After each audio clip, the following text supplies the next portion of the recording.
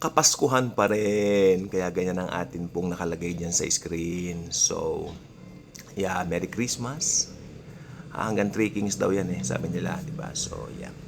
Pag-usapan natin ngayon yung pasensya na kayo sa boses ko, no? Yung 7 tatak, yung 7 trumpeta, at saka 7 mangkok, no? Ito ay ang tatlong magkakasunod na serye ng paghatol ng Panginoon sa huling panahon. Ang mga hatol ay pabigat ng pabigat at mas malala kaysa sa nauna.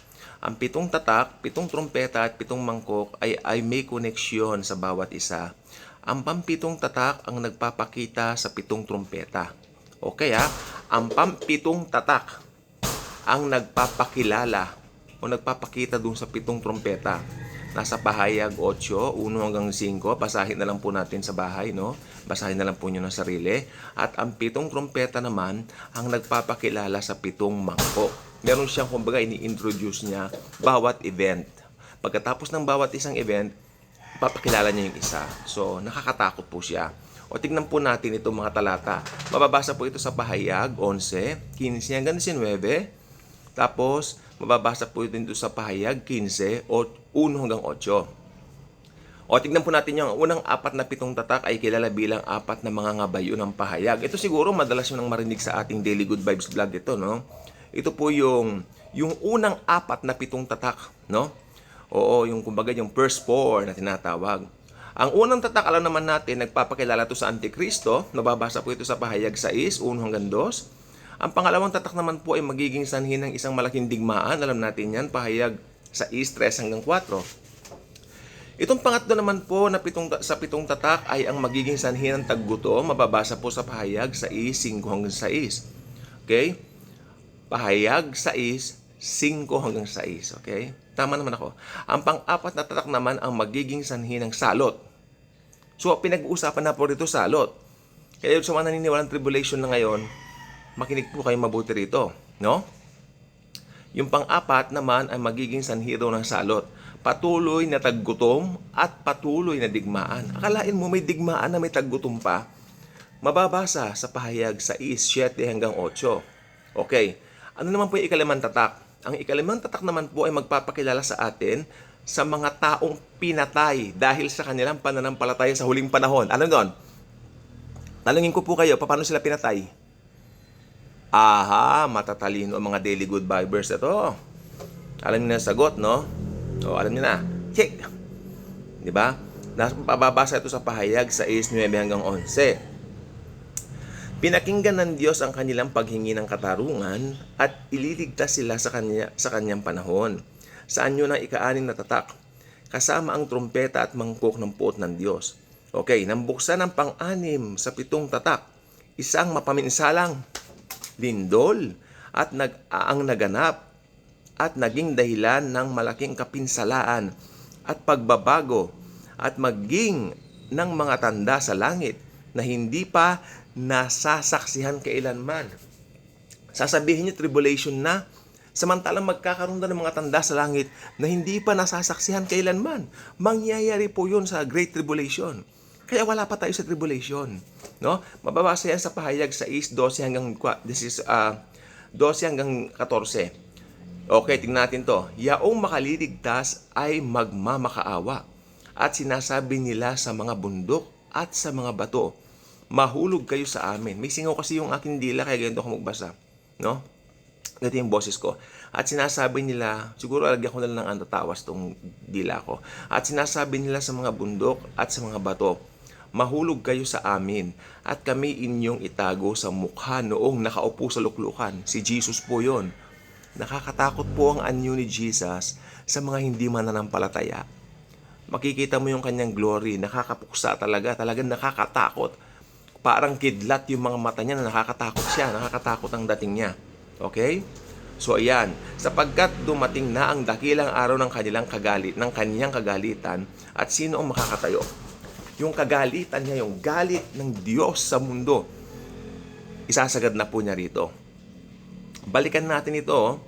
Tingnan mo to. Yung pang-anim sa 7 tatak pala, isang mapaminsalang lindol. Hindi ba may kinatatakutan ngayon yung the big one daw? Ay, Wala palang binatbat yun. Kasi yun daw, dito sa Metro Manila, pag tumama yon, ang scale nun nasa 7.2. Aba, walang binatbat yun. Tignan nyo to, oh. Tandaan nyo, Book of Revelation po ito. Isang mapaminsalang lindol sa panahong yun ang siyang daratal o darating sa mundo. Kaya, ingat-ingat lang sa mga nagsasabing nasa tribulation na tayo. Hello. Ang 7 trumpeta ay inilawan sa pahayag 5, 6 hanggang 21. Ito na yung 7 trumpeta. Ang 7 trumpeta ay ang mga laman ng ika-7 tatak. Pahayag 8, 1 hanggang 5. Ang unang trumpeta, ang magiging dahilan ng pag-ulan ng yelo at apoy. Uulan daw ng yelo at apoy na sisira sa karamihan ng mga halaman sa buong mundo. Pahayag 8:7. Ang pangalawang trumpeta naman ang magpapaulan ng mga tila bulalakaw. Ano ba yung bulalakaw sa Ingles? Basta bulalakaw ay parang mga lumilipad-lipad na gano'n. Ano ba yun? Yung parang sa movie gano'n. Ano na sa English yun? Nakalimutan ko na eh. Ang pangalawang trumpeta ang magpapaulan sa mga bulalakaw. Parang mabibilis na, parang meteor gano'n. Bulalakaw na tatama sa mga karagatan. Tatama sa karagatan at magiging dahilan ng kamatayan ng karamihan ng mga nabubuhay sa dagat. So, yung mga mangingisda, kawawa that time. Pahayag 8 hanggang 9. Ang pangatlong trumpeta ay kaparehas ng ikalawa. O, pakinggan nyo to. Yung pangatlong trumpeta raw, kaparehas ng ikalawa. Maliban sa ang maaapektuhan nito ay ang lawa at ilog sa halip ng mga karagatan. Kaya yung Euphrates River natutuyo, sabi nila, tribulation na raw. Yung mga ganyan po medyo ingat po tayo.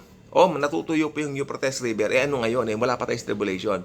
Pahayag 8, 10 hanggang 11. Kikita nyo po yun, tingnan nyo sa YouTube. Ang ika-4 sa 7 trumpeta ang magiging dahilan ng pagdidilim ng araw at ng buwan. Pahayag 8:12. Didilim pala, no? Ang araw at buwan. Ang ikalawang trumpeta ang magiging sanhi ng salot na malademonyong mga balang na aatake at magpapahirap sa sangkatauhan. Naku, yung mga balang salot yan. Maniwala kayo. Minsan may kilala ako may mga balang sa niya. Konti lang naman. Pero hindi rin maganda yon. Hindi maganda yung mga balang na yan. Magigisan nila ng salot at malademonyong mga balang na aatake at magpapahirap sa sangkatauhan. Pahayag 9:12 hanggang 21. Ang ika-7 trumpeta ang tatawag sa 7 anghel na may 7 mangkok ng puot ng Diyos. Pahayag 11, 15 hanggang 19. Again, 15 hanggang 1 hanggang 8. Ang 7 mangkok ng puot ng Diyos ay nilalarawan sa pahayag 16, 1 hanggang 21. Ang 7 mangkok ng puot ng Diyos ay tinawag na ika-7 trumpeta. Ang unang mangkok ang magiging dahilan ng mga masasakit na sugat. Mga sugat. Yung parang ketong na mararanasan ng buong sangkatauhan. Pahayag 15, pahayag 16:2. Ang ikalawang mangkok ang magiging dahilan ng kamatayan ng lahat ng nangabubuhay sa karagatan. Pahayag 16:3. Ang pangatlong mangkok ang magiging sanhi ng pagiging dugo ng lahat ng mga ilog. Pahayag 16:4-7. May naalala kayo dito? Naging dugo yung ilog. Naalala nyo? Kay Moises, di ba? Ayaw palayain ng paraon yung mga Israelita. Naging, di ba? Isa yan doon sa mga salot na ibinigay ng Panginoon sa Ehipto. Dahil ayaw palayain yung kanyang bayan. Ayan. Ang pang-apat na mangkok ang magiging dahilan ng sobrang pag-iinit ng araw. Ano pat, ito ay magdudulot ng sobrang sakit sa sangkatauhan. Pahayag 15:4-7. So, pupulin na muna natin dito ang ingay po ng mga aso, no? At saka gusto ko po sabihin, sobrang init na po ng panahon ngayon, pero yung init ko sa Panginoon, hindi po natatanggal yan, no? At itutuloy natin ito dahil may tumatawag sa gate. At saka itong bigay ng TikTok sa atin ay medyo nauubos na po yung oras po natin dito, no? So, maraming salamat po. Tutuloy natin to. Mag-init man ang araw ng sobrang init, yung init natin sa Panginoon, tatalunin yan. Okay? Ka-good vibes ba kayo? Kung hindi pa, maging ka-good vibes na by clicking that subscribe button. Share this video. Upon sharing this, you are sharing the love of Jesus sa buong mundo. God bless po sa ating lahat.